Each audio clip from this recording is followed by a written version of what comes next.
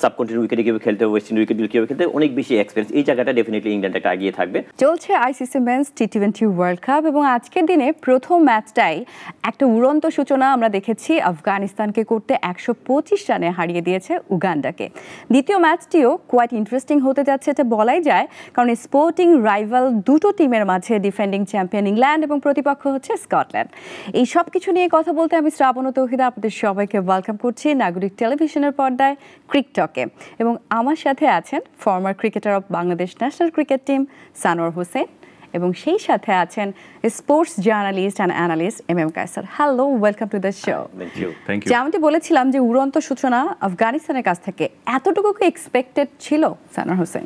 আফগানিস্তানের যদি T20 history, T20 record last world কাপেও দেখেন বা আফগানিস্তানের প্লেয়ারগুলি দেখেন, যে আইপিএলে যেখানে আমরা স্ট্রাগল করি, একটা দুটো প্লেয়ার রেগুলার খেলার জন্য অনেক স্ট্রাগল করি আমরা, আফগানিস্তানের কতগুলি প্লেয়ার টি20 ফরম্যাটে এবং লিডিং টিমগুলিতে খেলে এবং অসাধারণ পারফর্ম করছে। ডেফিনেটলি আফগানিস্তান এরকম এক্সপেক্টেড পারফরমেন্স আমি বলবো, হয়তো এক্সট্রাঅর্ডিনারি করেছে, এরকম ভালো পারফর্ম করবে এটা এক্সপেক্টেড ছিল। লাস্ট ওয়ার্ল্ড কাপে ওরা যে অসাধারণ পারফর্ম করেছে, আফগানিস্তান টি20 ফরম্যাটে যে one of the biggest side, যে কোনো টিমকে হারানোর অ্যাবিলিটি রাখে, এটাকে আবার প্রুভ করেছে। এক্স্যাক্টলি। তবে ওপেনিং পার্টনারশিপ যখন 154 হয়, সেখানে আসলে আর কি বা করার আছে অপোনেন্ট টিমের? রাইট। এবং আপনি এই ধরনের ম্যাচটাকে যদি এক অর্থে বলা যেতে পারে, আমরা ক্রিকেট অ্যানালিস্ট হিসেবে এই ধরনের ম্যাচটাকে বলে থাকি যে মিস ম্যাচ।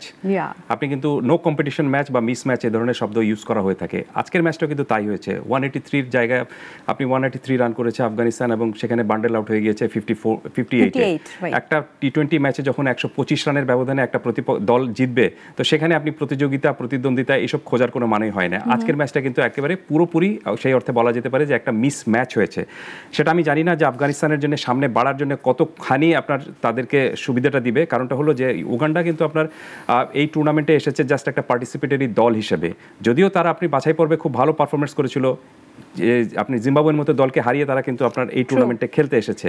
তো তাদের উপর এক ধরনের একটু আত্মবিশ্বাসটুকু ছিল বা একটা ছিল যে তারা হয়তো কিছুটা ফাইট দিতে পারবে, বাট আজকের এই ম্যাচটা তারা কোনো পথেই ফাইট দিতে পারেনি। আর যেভাবে আপনি বললেন যে 154 যখন আপনি ওপেনিং এই স্ট্যান্ডে হয়ে যাবে, তখন ধরেন আপনি এই রানটা আরও অনেক দূর বাড়ার একটা সম্ভাবনা ছিল। কিন্তু আশ্চর্যজনকভাবে বিষয়টা হলো যে আপনার শেষের যে 32 বল ছিল আফগানিস্তানের, সেখানে তারা রান করেছে মাত্র 29 রান। অর্থাৎ যা রান করার সেটা কিন্তু করে দিয়েছেন দুই ওপেনার, রামনুল্লাহ গুরবাজ এবং ইব্রাহিম জাদরান। এক্স্যাক্টলি। আমি সেটি বলতে যাচ্ছিলাম যে যখন 154 এর পার্টনারশিপ হয়ে যাবে এবং 183 রান হয়ে যাবে, তখন আসলে অপোনেন্ট টিম যেই থাকুক, মাইটি কোনো টিম থাকলেও তারা একটু নার্ভাস ব্রেকডাউন হওয়ার কথা। যেমনটি হয়েছে 21 রানে কিন্তু তাদের 5টি উইকেট পড়ে গিয়েছিল। ইন্টারেস্টিং আমার লেগেছে সানোয়ার হোসেন যে যখন আমরা দেখেছি যে আফগানিস্তানের ডেথ ওভারে কিন্তু তারা ডেঞ্জারাস হয় বোলিং এবং সেই সাথে ব্যাটিংয়ের ক্ষেত্রেও। মাত্র 31 রান তারা অ্যাড অন করেছে, 5টি উইকেট হারিয়েছে, and there was no boundaries. দুইটা জিনিসই যখন একটা বড় পার্টনারশিপ হয়ে যায়, তখন এক্সপেকটেশনটা অনেক বেশি হাই থাকে। পরবর্তী ব্যাটসম্যানরা হয়তো একই ফ্লোতে সবসময় ক্রিকেটটা যায় না। আফগানিস্তানে যেটা হয়েছে হয়তো ওই মোমেন্টাম ক্যারি করতে পারে না, যে কারণে হয়তো পরের দিকে রানটা বেশি হয় নাই। এটা আপনি বলতে পারেন উগান্ডাকে, আমি একটা পজিটিভ সাইড হিসেবে দেখি যে উগান্ডাকে ক্রেডিট দিতে হয়, ওরা ভালো কামব্যাক করেছে। এরকম একটা টিমকে স্বাভাবিকভাবে যেই প্ল্যাটফর্মটা ছিল, এখান থেকে 200+ অনায়াসে হওয়ার কথা ছিল, ওই জায়গাটা অবশ্যই আপনি উগান্ডাকে ক্রেডিট দিতে হবে যে ওই জায়গাটা ভালো পারফর্ম করেছে। মানে এরকম এতগুলি উইকেট রেখেও মাত্র এত কম রান হয়েছে, ওদের ক্রেডিট দিতে হবে।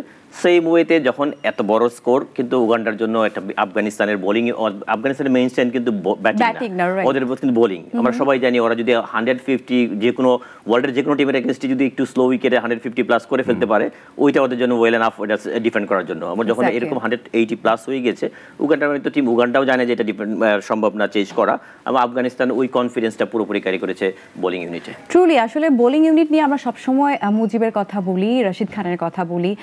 আজকে যদি ম্যাচটা দেখি, সেখানে কিন্তু ফাজল হক ফারুকি ইজ দ্য হিরো। তো নতুন করে আসলে এক একজন লাইমলাইটে আসছে এবং সবসময় আমার আরেকটা জিনিস মনে পড়েছে এই ম্যাচটা দেখার পরে, যে গত ওয়ার্ল্ড কাপের সময় সচিন তেন্ডুলকার বলেছিলেন যে Afghanistan next to be champion, and সেটার মনে হয় রিফ্লেকশন আমরা ফার্স্ট ম্যাচেই দেখে ফেললাম।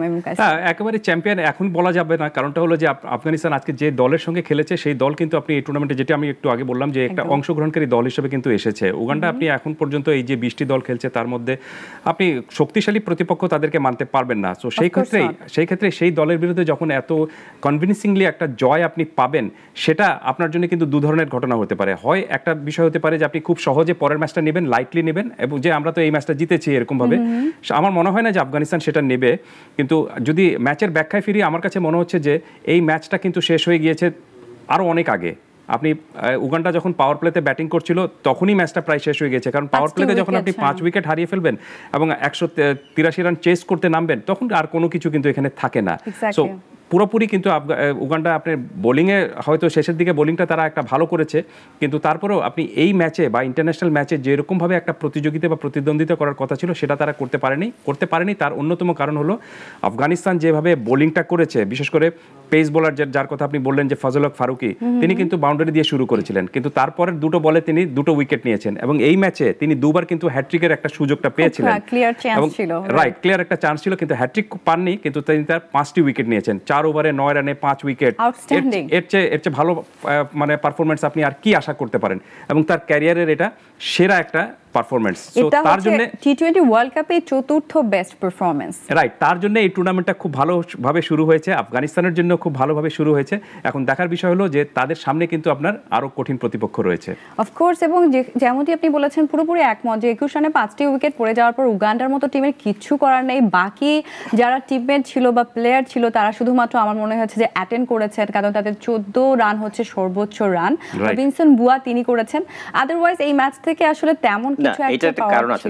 মডার্ন ক্রিকেটে কি হয় কি টি20 ফরম্যাটে বলেন বা ওয়ানডে ক্রিকেটে বলেন, বল যখন সুইং করে এখন বর্তমান ব্যাটসম্যানরা কিন্তু স্ট্রাগল করে, বিকজ অফ সবাই এত বেশি স্ট্রোক খেলার জন্য অভ্যস্ত। এখন একটু সুইং করলে ব্যাটসম্যান জন্য ভেরি ডিফিকাল্ট হয়। নট অনলি আপনি যদি ফজল হক ফারুকি বলেন, ট্রেন বল বলেন, বুমরা বলেন, এই নতুন বলে যখন সুইং করে যেই দিন ওই সুইংটা তারা পায়, নট অনলি উগান্ডা না, এটা যদি অপোনেন্ট যদি স্ট্রং অপোনেন্টের হতো যখন সুইং পায় একটু ডিফিকাল্ট হয়। আমরা আইপিএলও দেখেছি নতুন বলে কিন্তু ট্রেন বল এসেই কিন্তু উইকেট পাচ্ছে, বিকজ ওই সুইংটা খেলতে এখন বড় অসুবিধা হয়। যদি উইকেটে ফজল হক ফারুক ওই অ্যাডভান্টেজটা, যেহেতু উগান্ডা অত এক্সপিরিয়েন্স না, এই সুইংটা হ্যান্ডেল করা ভেরি ডিফিকাল্ট।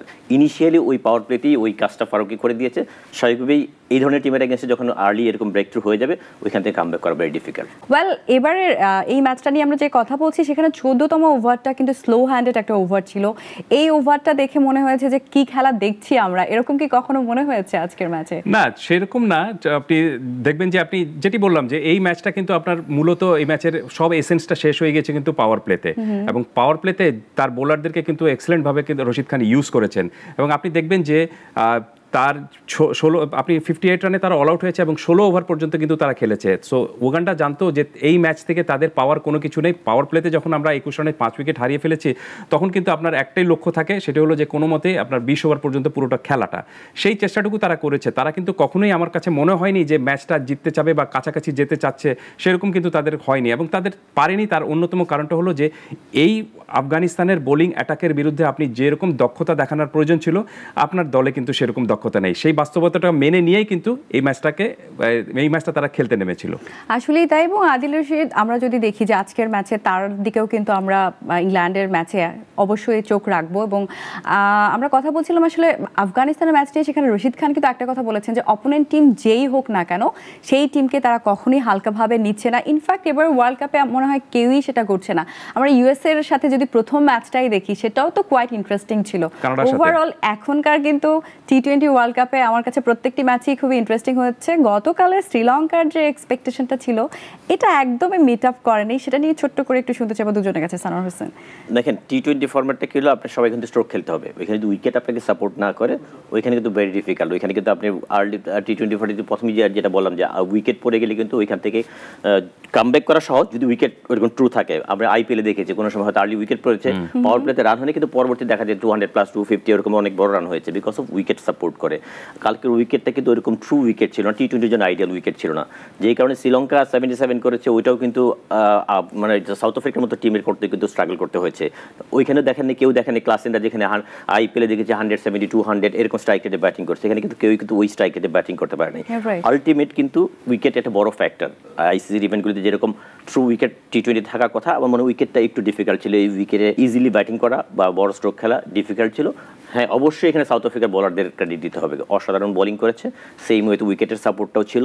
শ্রীলঙ্কা এত কম রানে, শ্রীলঙ্কা যদি এখানে একটু স্মার্টনেস, যেটা বলে বড় প্লেয়ারদের স্মার্টনেস, বড় গ্রেট প্লেয়ারদের স্মার্টনেস, এখানে হয়তো বিরাট কোহলি বা এই ধরনের কোনো প্লেয়ার হইলে হয়তো যেটা করতো, এই উইকেটটা কত ডিমান্ড করে 120 উইকেট, এই ধরনের উইকেট 120 এর ফাইটিং স্কোর। তো আজকের ম্যাচটাও কি সেরকম হবে ইংল্যান্ড ভার্সেস স্কটল্যান্ড?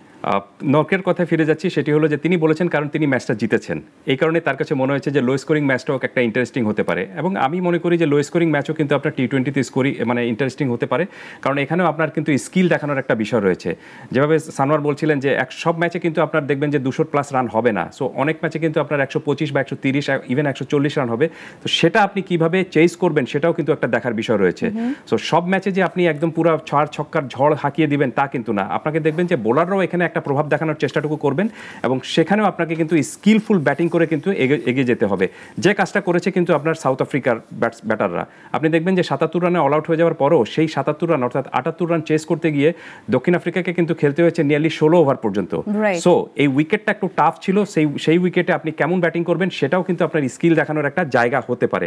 আর ফিরি আপনার প্রশ্নে যেটা আপনি বললেন যে স্কটল্যান্ড এবং ইংল্যান্ডের ম্যাচটা সেটাও হবে কিনা, সেটা আপনি বলছেন এই কারণটা হলো যে নামিবিয়া এবং ওমানের যে ম্যাচটা হয়েছিল সেটাও এখানে লো স্কোরিং ম্যাচ ছিল, 109 রান করেছিল দু দলই, সেই ম্যাচটা টাই হয়েছিল এবং টাই ম্যাচে ডেভিড ভিসা ম্যাচটা জিতিয়ে দিয়েছিলেন। আশা করছি যে এত স্লো উইকেট যেন না হয়, এবং ইংল্যান্ডের দলের যদি আপনি বিবেচনা করেন তাহলে তাদের কিন্তু আপনার শুরুর দিকে যে ব্যাটাররা রয়েছেন তারাও কিন্তু আপনার খুবই 4 ছক্কার ঝড় তুলতে পারেন, ভালোভাবে তারা আইপিএল শেষ করে এসেছেন, আইপিএল থেকে তারা ভালো ফর্মে ছিলেন। এবং স্কটল্যান্ডের কথা যদি বলেন, স্কটল্যান্ডের কিন্তু 1 to 5 পর্যন্ত যারা ব্যাটার রয়েছেন তাদের কিন্তু আপনি স্ট্রাইক রেটটা নিয়ারলি আপনার 140+ আপনি গড়ে সবারটাই যদি ধরেন আপনি। সো আমার কাছে মনে হচ্ছে যে এই ম্যাচটা আপনার আজকে আফগানিস্তান এবং উগান্ডার যে ম্যাচটা যেরকম ভাবে যেটা আমি বললাম যে মিস ম্যাচ হয়েছে, অন্তত এই ম্যাচটা মিস ম্যাচ হবে না। আমি চাই ইন্টারেস্টিং হোক। আর স্কটল্যান্ড বা আমরা যদি ইউরোপিয়ান কোনো নেশনকে কিন্তু ইংল্যান্ড এখন পর্যন্ত হারাতে পারেনি টি-20 ওয়ার্ল্ড কাপে, এটা একটা হিস্ট্রি। তো মনে করিয়ে দিতে চাই 2009 এবং 2014-তে ইংল্যান্ড কিন্তু হেরেছিল নেদারল্যান্ডের কাছে। আজকে ওই স্মৃতিটাই সবসময় মনে করিয়ে দিচ্ছে সবাই যে স্কটল্যান্ড কি আজকেও ইংল্যান্ডকে এরকম একটা মানে ঝুঁকিপূর্ণ ম্যাচ দিতে পারবে কিনা। না দেখেন, স্কটল্যান্ড ডেফিনেটলি যেটা কাছে বলছিলেন যে টপ অর্ডার সব ব্যাটসম্যানই কিন্তু দেখেন টি-20 ফরম্যাটে বড় একটা ফ্যাক্টর কিন্তু স্ট্রাইক রেট ব্যাটসম্যানদের। ওদের ব্যাটিংটা দেখেন, আমাদের হয়তো সবাই দেখবেন যে 140+ স্ট্রাইক রেট, মানে বেশ ভেরি টি-20 ফরম্যাটে ভালো। ওদের এমনও ব্যাটসম্যান 170 এরকম স্ট্রাইক রেটে ব্যাটসম্যান আছে। ওদের ব্যারিংটন সবচেয়ে এক্সপিরিয়েন্স ক্যাপ্টেন, যে ওরও কিন্তু 132 স্ট্রাইক রেট ব্যাটিং করে। ডেফিনেটলি টি-20 ফরম্যাটের সাথে ওরা ভালোভাবে অভ্যস্ত, কিন্তু টি-20তে ফার্স্ট খেলছে কিন্তু ইংল্যান্ড এবং স্কটল্যান্ড, এটা কিন্তু ফার্স্ট ম্যাচ, এর আগে কখনো মুখোমুখি হয় নাই। যেই জায়গাটা অ্যাডভান্টেজ উইকেটটা একটা ফ্যাক্টর, এটা যদি ধরেন ইংল্যান্ডে খেলা হতো বা এটা নিউজিল্যান্ডে খেলা হতো তাহলে হয়তো স্কটল্যান্ডে আরেকটু বেশি অ্যাডভান্টেজ থাকতো, কারণ ওরা ট্রু উইকেটে খেলে অভ্যস্ত। ইংল্যান্ডের প্লেয়াররা যেরকম ওয়ার্ল্ড ওয়াইড সব জায়গায় খেলে অভ্যস্ত, বিভিন্ন ফ্র্যাঞ্চাইজি খেলে অভ্যস্ত, ওই যে ট্রিকি উইকেটে কীভাবে খেলতে হবে ওইটাও কিন্তু ওরা খুব ভালোভাবে জানে। এই জায়গায় একটা ডেফিনেটলি ইংল্যান্ডের যে বিশাল এক্সপিরিয়েন্স, ওদের যে ব্যাটসম্যানদের যে বিশাল এক্সপিরিয়েন্স, এই জায়গাটা এগিয়ে থাকবে। ওয়েস্ট ইন্ডিজের সাথে সিরিজও খেলেছে, যদিও হেরেছে, কিন্তু এই এক্সপেরিয়েন্সটা প্লাস তাদের টিমের যারা টিমমেট রয়েছে ইংল্যান্ডের, তারা তো খুব ভালো করেই কিন্তু জানে যে এখানে খেলার এক্সপেরিয়েন্স বা উইকেটটা কি রকম হয়ে থাকে। এই অ্যাডভান্টেজ প্লাস হলো প্রিভিয়াস এক্সপেরিয়েন্স, মানে ওয়ার্ল্ড ওয়াইড সব জায়গায় সাবকন্টিনেন্ট উইকেটে কিভাবে খেলতে হবে, ওয়েস্ট ইন্ডিজ উইকেটে কিভাবে খেলতে, অনেক বেশি এক্সপেরিয়েন্স। এই জায়গাটা ডেফিনেটলি ইংল্যান্ড একটা এগিয়ে থাকবে। তবে ভালো ক্রিকেট আমরা আশা করি যে ভালো ক্রিকেট, আমরা একটু ভালো উইকেট চাই, তাহলে হয়তো ভালো আর কম্পারেটিভ ক্রিকেট দেখতে। একটা ইন্টারেস্টিং বিষয় হচ্ছে জফরা আর্চারের কামব্যাক করা আমার কাছে একটা হিউজ বুস্টার হচ্ছে ইংল্যান্ড টিমের জন্য। জশ বাটলার ফর্মে রয়েছেন, দুর্দান্ত ফর্মে রয়েছেন। ফিল সল্টের কথাই যদি আলাদা করে বলি, মানে তিনি প্রথম বল থেকেই হিট করতে পারে। অলরাউন্ডিং পারফরমেন্স তাদের রয়েছে, এতগুলো পারফর্মার রয়েছে, তাদের মাল্টিফেসেটেড বোলিং ইউনিট যদি বলি, সব দিক থেকে ফার অ্যাওয়ে রয়েছেন তারা স্কটল্যান্ড থেকে। তারপরও টি-20তে anything can happen any time, right. এবং ইংল্যান্ডের কথা যদি বলি, তারা কিন্তু ডিফেন্ডিং চ্যাম্পিয়ন এবং তারা টি-20 বিশ্বকাপে 2বার চ্যাম্পিয়ন হয়েছে, ওয়েস্ট ইন্ডিজ 2বার চ্যাম্পিয়ন হয়েছে এবং তারাও কিন্তু 2বার চ্যাম্পিয়ন হয়েছে। এবং গত বিশ্বকাপটা তারা যে দুর্দান্তভাবে পারফর্ম করেছিল, সেটার যদি আপনার ছিটেফোঁটা এবারের বিশ্বকাপে দেখাতে পারে, তাহলে তারাই খুব সম্ভবত একমাত্র দল হবে যারা কিন্তু আপনার চ্যাম্পিয়নশিপটা নিয়ে বা আপনার আরেকবার চ্যাম্পিয়ন হতে পারে, যেটা কিন্তু এখন পর্যন্ত এই টি-20 বিশ্বকাপ জশ বাটলারের জন্য একটা রেকর্ড হয়ে যাবে। রাইট, সেটা তো অবশ্যই হবে। এবং জশ বাটলারের কথা যেটা বলছিলেন যে এক্সেলেন্ট ফর্মে ছিলেন তিনি, রাজস্থান রয়্যালসের হয়ে খেলেছিলেন, দুর্দান্ত ফর্মে তিনি চলে আসার পর কিন্তু রাজস্থান রয়্যালস তার সেই যে ব্যাটিংটা অনেক বেশি কিন্তু লুজ করেছে, কোনো সন্দেহ নেই। আর ফিল সল্ট তো এক্সেলেন্ট খেলেছেন, আপনি কেকেআরের হয়ে যেভাবে দুর্দান্ত পারফরমেন্স করেছিলেন, আর সেটার ফর্মের ছিটাফোঁটাও যদি তিনি এখানেও দেখাতে পারেন, নিশ্চিতভাবে কিন্তু আপনি ইংল্যান্ড অনেক দূর যাবে এবারের বিশ্বকাপে, কোনো সন্দেহ নেই। এবং এখন পর্যন্ত এই টুর্নামেন্টে যাদেরকে ফেভারিট তকমা দেওয়া হচ্ছে তার মধ্যে কিন্তু ইংল্যান্ড অন্যতম একটি। আর জোফরা আর্চারের কথা বলছিলেন আপনি, জোফরা আর্চারের জন্য কিন্তু আজকের এই মাঠটা কিন্তু হোম গ্রাউন্ড হবে। বার্বাডোসে তিনি জন্ম নিয়েছেন এবং যে মাঠে তিনি বাট দুঃখজনক বিষয়টা হলো যে এই মাঠে তিনি কিন্তু কখনো খেলেননি।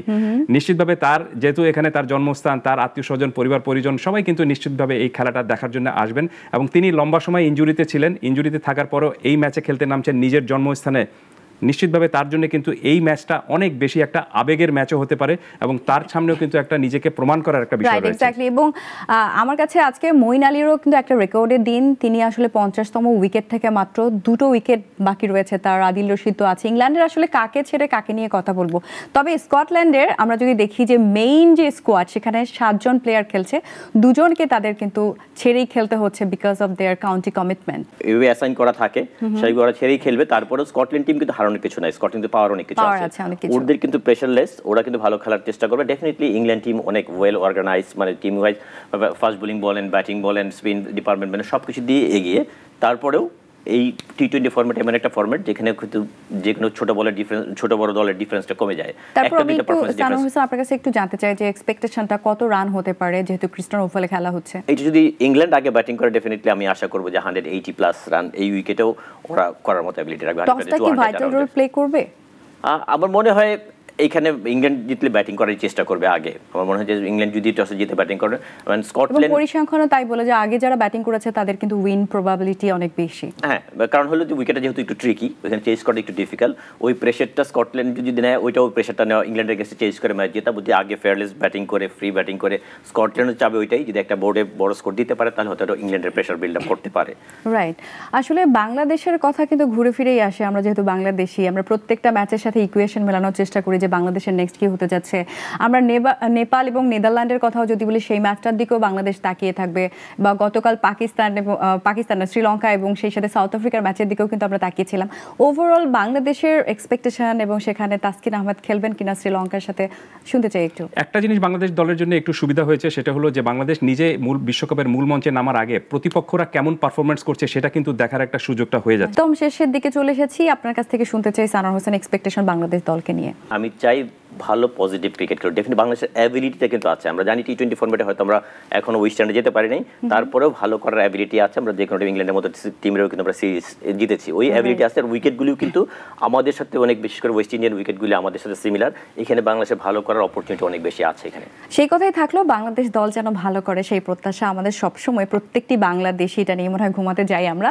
ভিউয়ার্স, এই ছিল ক্রিক টক। আর ছোট টিম বলে কোনো কথা নেই টি-20-তে। আজকে খুব এক্সাইটিং একটি ম্যাচ দেখার প্রত্যাশা। এখনকার মতো বিদায় নিচ্ছি। Thanks for watching.